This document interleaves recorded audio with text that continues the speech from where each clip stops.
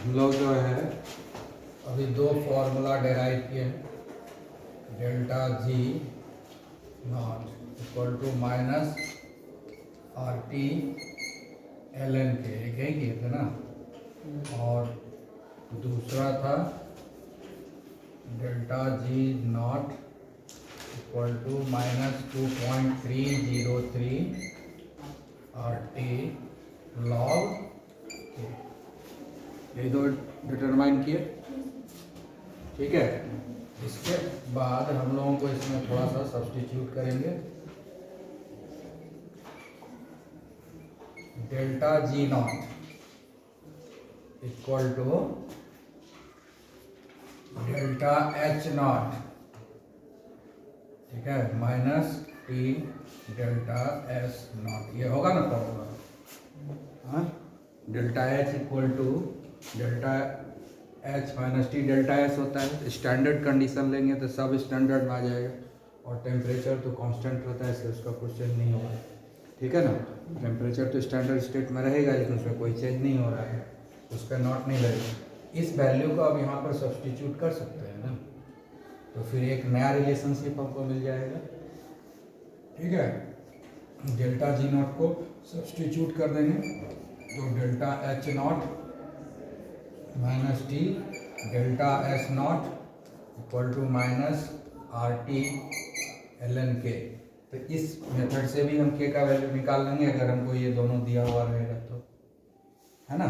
तो क्या हो जाएगा, L N K equal to delta H naught minus T delta S naught minus R T, होगा कि नहीं, ठीक है।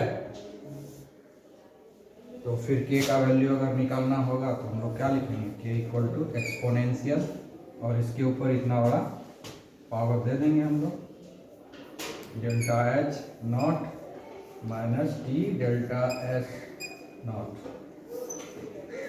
बाई आर, ठीक है, समझ गए। तो अगर ये डेटा और ये डेटा दिया हुआ रहेगा ये सब, तो हम इसको भी यूज कर सकते हैं, ठीक है। आया समझ में।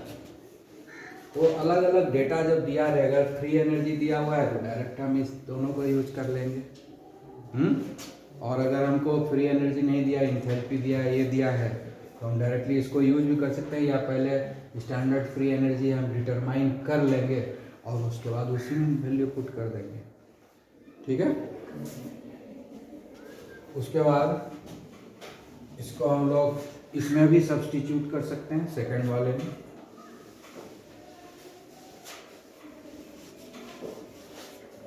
तो हम लोग सेकंड वाले में सब्स्टिट्यूट करेंगे, क्या लिखेंगे, delta H naught minus T delta S naught equal to minus 2.303 R T log K, ठीक है।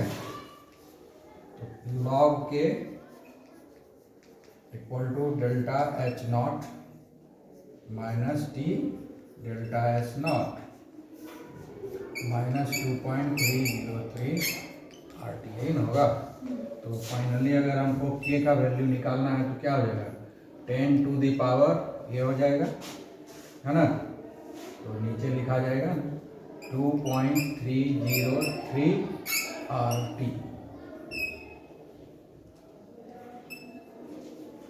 ठीक है। 10 टू द पावर ये हो जाएगा ना, हाँ?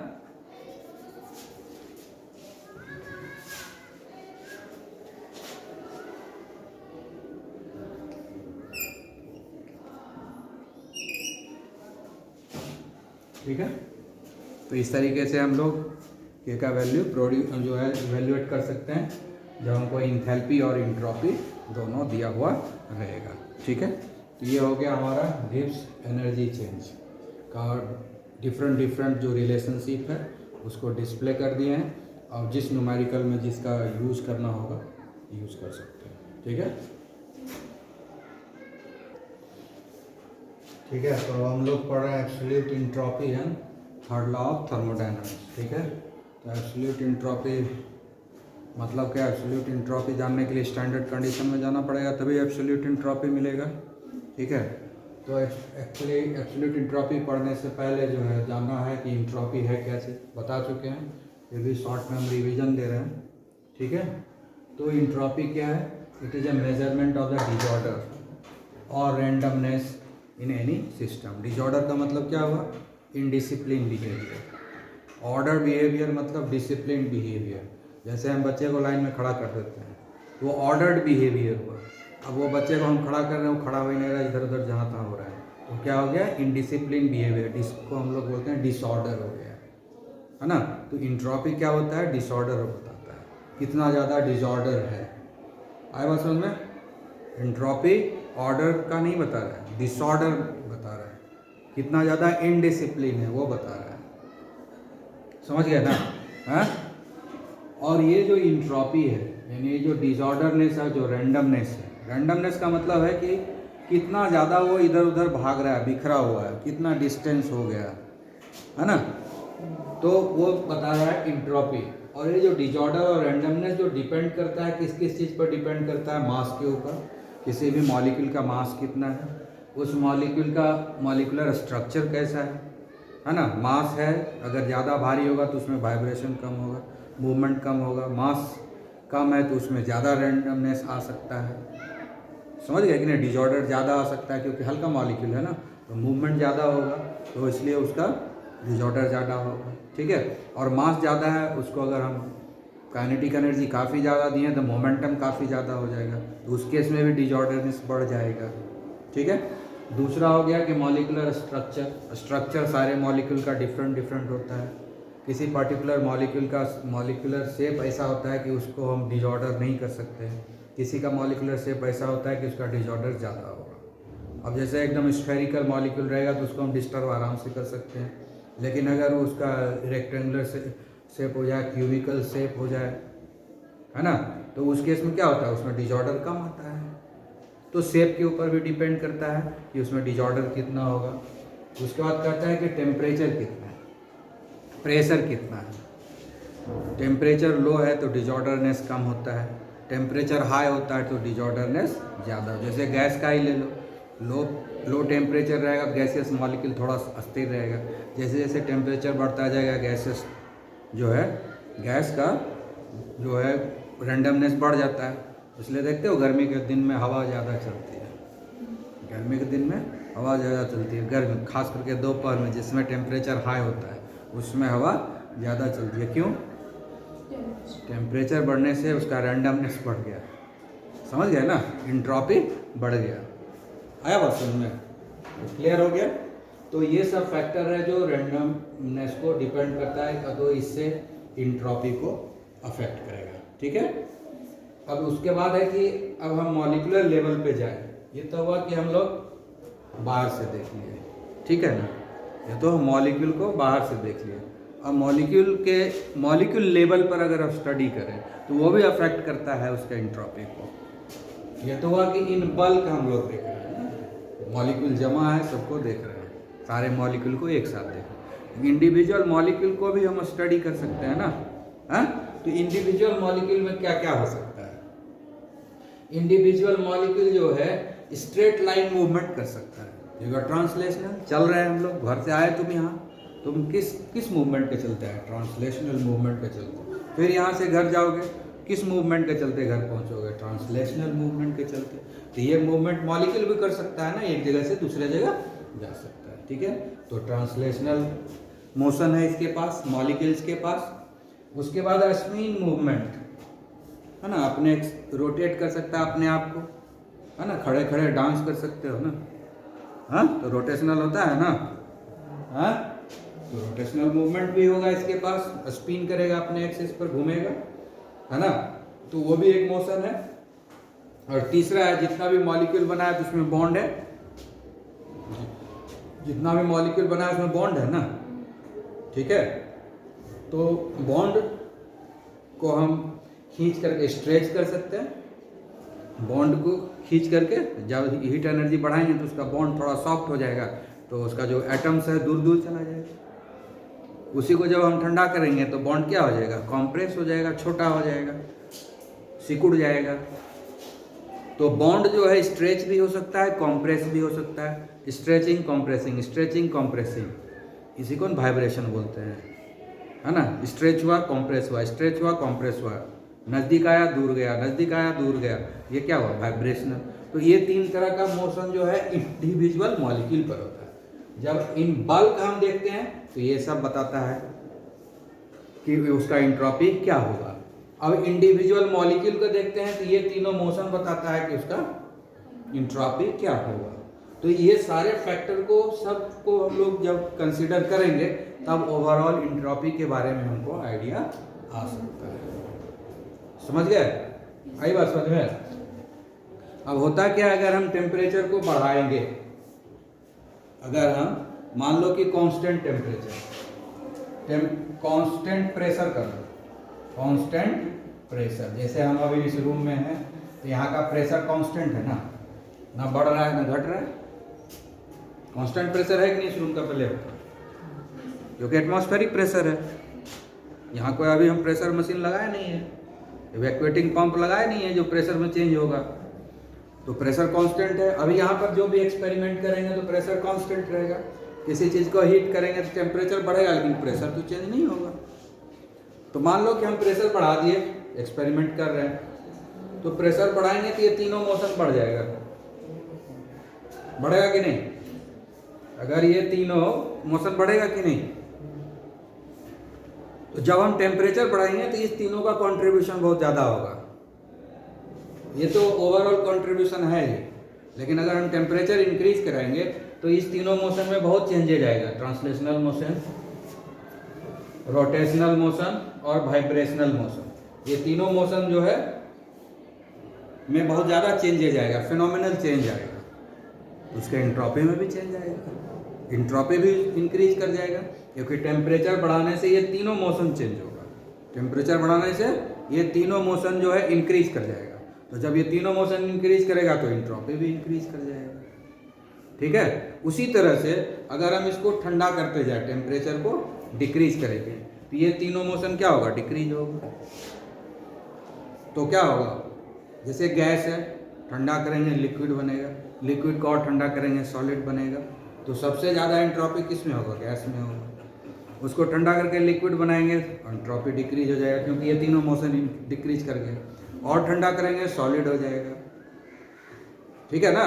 तो और कभी कम हो जाएगा, और भी कम हो जाएगा ये सब का, ये तीनों मोशन तो डिक्रीज करते जाएगा कि नहीं?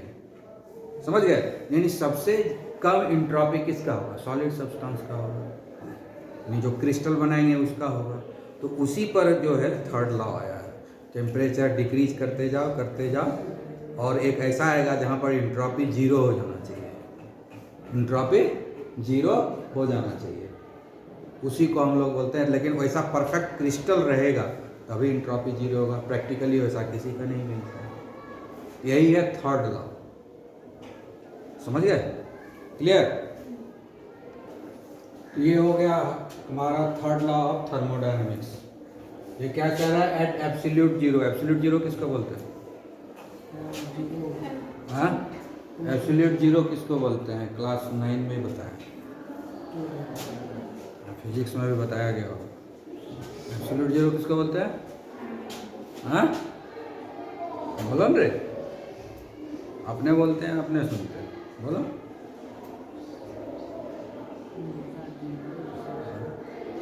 -273 डिग्री सेल्सियस को एब्सोल्यूट जीरो,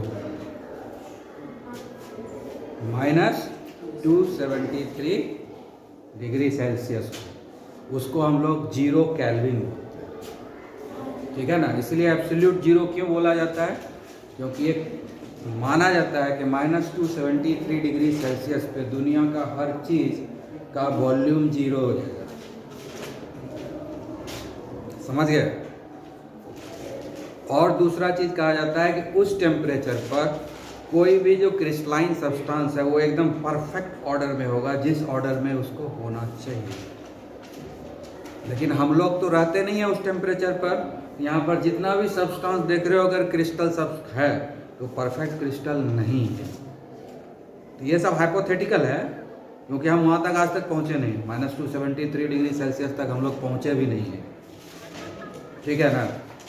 आया बस समझ में। जब हम लोग बॉयल्स लॉ, चार्ल्स लॉ सब पढ़ते हैं ना, गैसियस लॉ, वहाँ पर एक्सपेरिमेंट करते हैं, तो वहाँ पर वॉल्यूम और टेम्परेचर के बीच में ग्राफ को प्लॉट करते हैं।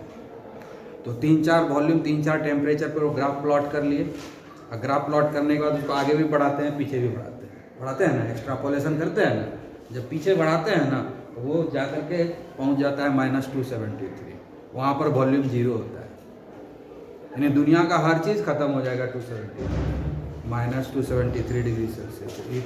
This universe will not exist. Volume 0 हो गया मतलब क्या हो गया, है ही नहीं हो ना। आया बात समझ में। उसी को बोलते हैं एब्सोल्यूट जीरो। ठीक है, उसी को आइडिया मानते हुए एब्सोल्यूट जीरो इसको बोलते हैं, जो कि केल्विन ने ये सब बताया है। उसी को हम लोग बोलते हैं 0 केल्विन। वहीं से 0 केल्विन शुरू होता है -273 से। इसीलिए जब 0 डिग्री सेल्सियस आता है तो वो 273 केल्विन कहलाता है। आया समझ में आप बात। -273 को हम 0 बोलते हैं। ठीक, क्यों 0 बोलते हैं? क्योंकि वहाँ पर सारे चीज़ का वॉल्यूम 0 हो जाता है। ठीक है। और सॉलिड सब्सटेंस के बारे में कहा जाता है कि अगर वहाँ तक हम पहुँच जाएं तो सारे क्रिस्टल का जो अरेंजमेंट, क्रिस्टल कैसे बनता है, सारा पार्टिकल एक पर्टिकुलर ऑर्डर में अरेंज होता है, एक डिजाइन पर्टिकुलर डिजाइन से अरेंज होगा। तो वो जो अरेंजमेंट है 100% परफेक्ट पूरे क्रिस्टल में रहेगा। वो कहाँ पर रहेगा? -273 पर ही रहेगा, -273 डिग्री सेल्सियस पे ही रहेगा, यानी 0 केल्विन पर रहेगा। बाकी किसी भी टेम्परेचर पर वो उस ऑर्डर में नहीं रहेगा, कुछ ना कुछ उसमें चेंजेस आ जाएगा। तो हम लोग तो रखते हैं 25 डिग्री सेल्सियस टेम्परेचर पर हमेशा, जॉन मोर और लेस एवरेज। तो ये तो हाई टेम्परेचर हो गया ना, तो यहाँ पर तो ऑर्डर मिलेगा नहीं। तो हम क्या करते हैं कि जब एब्सोल्यूट 0 पर रहेगा तो इंट्रोपी भी उसका 0 हो जाएगा, इंट्रोपी भी 0, यहाँ लिखा है ना परफेक्टली क्रिस्टलाइन सब्सटेंस। तो परफेक्ट का मतलब क्या हुआ कि पूरे, मतलब अगर हम मकान बनाए तो उसका डिजाइन 100% परफेक्ट है, जैसा हम तैयार किए थे, कहीं भी डिसऑर्डर नहीं है। ये तभी संभव है जब टेम्परेचर -273 डिग्री सेल्सियस होगा। नहीं तो किसी दूसरे टेम्परेचर पर कितना भी कोशिश करेंगे, 100% परफेक्ट इस दुनिया में कोई चीज़ नहीं बनता है, आज तक नहीं बना है। ठीक है ना, ये हाइपोथेटिकल ही है ना। हम लोग ना वहाँ पहुँच सकते हैं ना परफेक्शन ला सकते हैं, समझ गए, क्योंकि वहाँ पर हम भी नहीं रहेंगे। ठीक है ना। हाँ, उसी को हम अलग वर्ड में दिए हैं, the entropy of any pure crystalline substance approaches 0, है ना, as the temperature approaches absolute 0। Absolute 0 मतलब 0 केल्विन। आ गया समझ में। तो इस समय जो एंट्रोपी कैलकुलेट करेंगे 0 केल्विन पर किसी भी चीज का, वही है एब्सोल्यूट एंट्रोपी। आ गया समझ में। एब्सोल्यूट एंट्रोपी क्या है? एब्सोल्यूट टेम्परेचर पर किसी भी सॉलिड सब्सटेंस का जो हम क्योंकि हमको मालूम है कि वहाँ तक हम परफेक्शन ला नहीं सकते हैं, क्योंकि जैसे अगर रहता वैसा, तो जैसे लिक्विड है और सुपर कूल लिक्विड, इस दोनों का भी एंट्रोपी 0 आता कि नहीं? लेकिन नहीं आता है। ठीक है, तो हम लोग क्या करेंगे? अप्रॉक्सीमेशन करेंगे, वही ग्राफ प्लॉट करेंगे, कहाँ तक जाएगा। प्रैक्टिकली आता ही नहीं है 0, समझ गए। एब्सोल्यूट टेम्परेचर पर हम लोग ग्राफ प्लॉट करके बनाएंगे ना, नहीं आता है। जैसे सुपर कूल्ड लिक्विड है और नॉर्मल लिक्विड है, जब वो फ्रीज करेगा तो क्रिस्टल बनेगा कि नहीं? उसका 0 आना चाहिए ना एंट्रोपी, एब्सोल्यूट 0 पर, 0 केल्विन पर, लेकिन नहीं आता है, कुछ डिफरेंट आता है, समझ गए। तो उसको जब कैलकुलेट करेंगे तो उसी को हम लोग बोलते हैं absolute entropy. Absolute entropy indirectly calculate करेंगे, डायरेक्टली कैलकुलेट नहीं करेंगे। हम लोग कैलकुलेशन करेंगे हायर टेम्परेचर पर, उसके बाद ग्राफ प्लॉट करेंगे, ग्राफ को हम पहुंचा देंगे वहां तक, और उसके बाद हम उस ग्राफ के हेल्प से वो वैल्यू डिटरमाइन करेंगे। तो हमको पता चलता है कि वहां पर भी 0, सारे चीज का 0 नहीं होता है एंट्रोपी।